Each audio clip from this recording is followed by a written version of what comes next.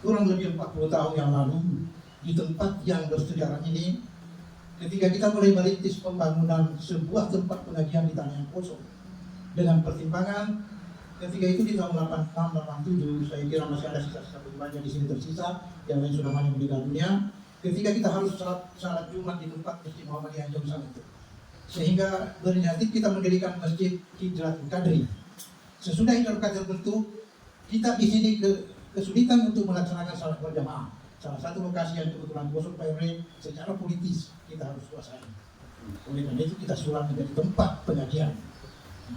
40 tahun yang lalu itu kita membangun tertadi-tadi, kita tidak punya modal, kita menempati rumah juga yang tidak ada apa-apanya, sehingga apa saja yang kita punya di rumah itu kita bawa ke tempat ini. Sampai tiap pasar itu yang di pasar di tengah pertama Pak RW, kita jemput di daerah Siwa dengan meminjam mobil polisi. Itulah secara politis yang sudah membuat tempat pengajian kita sulap menjadi musyawarah. Persoalan ketua Dewan Pembina, saya tentu berharap kepada panitia yang tersusun supaya dapat bekerja secara baik dan maksimal, sehingga harapan para jemaah warga masyarakat bisa terwujud. Dan kepada ketua RW dan perangkat RT, saya mohonkan Pak senantiasa memberi petunjuk, memberi harapan, membukakan jalan bagaimana cara mendapat bantuan-bantuan dan lain-lain. Saya kira satu. Dan hadirnya masjid yang representatif, yang indah, yang nyaman, ya, baik itu nampak dari luar maupun nampak dari dalam, itu menjadi idaman kita semua. Dan kami mohon dukungan dari semuanya, Bapak Ibu kaum muslimin muslimat di wilayah Kajenjing, di wilayah Blok 6 maupun sekitarnya, untuk kita bersama-sama wujudkan masjid yang kita cintai ini. Karena ketika kami mengundang para jamaah, para dewan pembina, para pengurus, tokoh masyarakat yang ada, kita kemudian mengambil suatu kesimpulan karena kita berada di satu titik temu bahwa kita akan membangun masjid kita ini secara total, ya. Secara total dalam artian kalau kita membangunnya secara total, kita juga tetap memberikan kenyamanan kepada jamaah supaya aktivitas ibadah sehari-hari, terutama pelaksanaan sholat 5 waktu itu tetap tidak terganggu. Jadi kita membangunnya secara total, tapi tidak merobohkan bangunan yang ada. Ya, untuk sementara kita tidak akan merobohkan sebelum ya pengerjaan tiang dan atapnya itu selesai.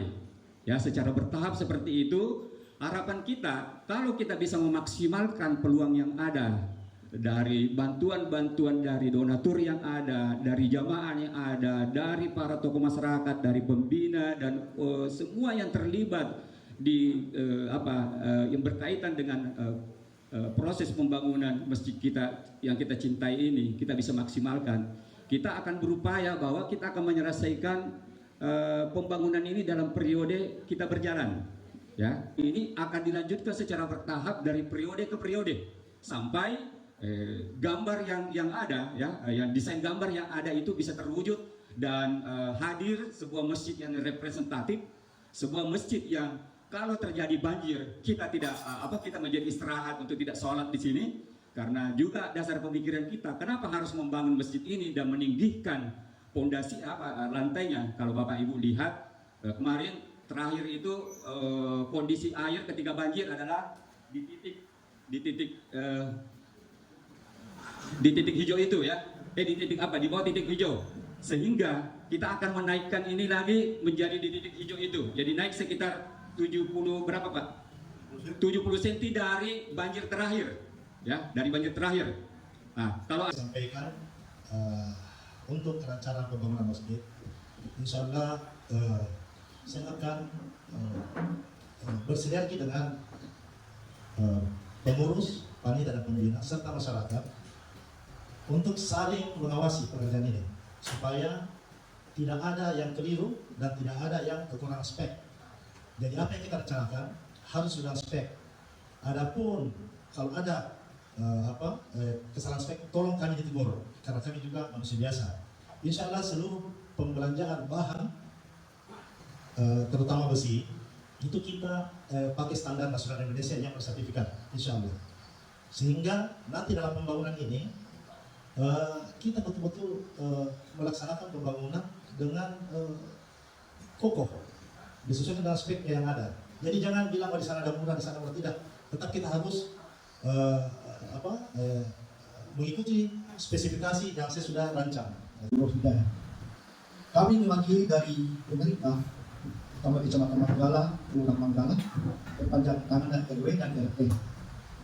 Kami sangat bersyukur dan terima kasih karena dengan diadakannya pembangunan ini, Masjid Nurul Hidayah bisa kita sama-sama bagaimana kita bisa bersatu. Mungkin seumpamanya ada pihak luar yang bisa membantu kita donasi, bisa kita buat proposal. Bapak-bapak yang di luar bisa kita membantu di sini bersama supaya pembangunan kita ini cepat selesai. Bapak Ibu, para donatur, bisa kita sama-sama membantu masjid ini. Kalau pembangunan masjid ini sudah bagus, apa yang dikatakan Bapak tadi bisa juga menjadi titik pengungsian bagi warga di sini, karena di sini masuk daerah banjir. Kami kewalahan Pak Guru, kalau banjir di sini cari titik pengungsian, karena warga di sini tidak mau mengungsi Pak, tidak mau tinggalkan rumahnya. Walaupun saya kali kasihan ada pembagian sembako, saya sempat jatuh lagi di sini, barangkali ada darurat, dia nggak jatuh di go itu, tapi itu demi langsung saya jatuh di go di situ. Masa semua baju saya, karena tidak mau tinggalkan rumahnya. Makanya dengan adanya ini, pembangunan ini, mudah-mudahan kita bisa manfaatkan semua, terutama yang terdampak banjir, bisa kita mengungsi di sini, supaya bantuan-bantuan tidak tersebar lagi, langsung diarahkan ke sini. Barangkali kita kerupakan kita supaya masjid kita ini bisa terlaksana dengan baik, berjalan lancar, tanpa kendala. Maka kami dari RW 6 sangat mengharapkan bantuan-bantuan Bapak Ibu para donatur. Jangan dilihat saya sendiri. Di Masjid Nurul Hidayah, alhamdulillah pengurusnya kompas semua.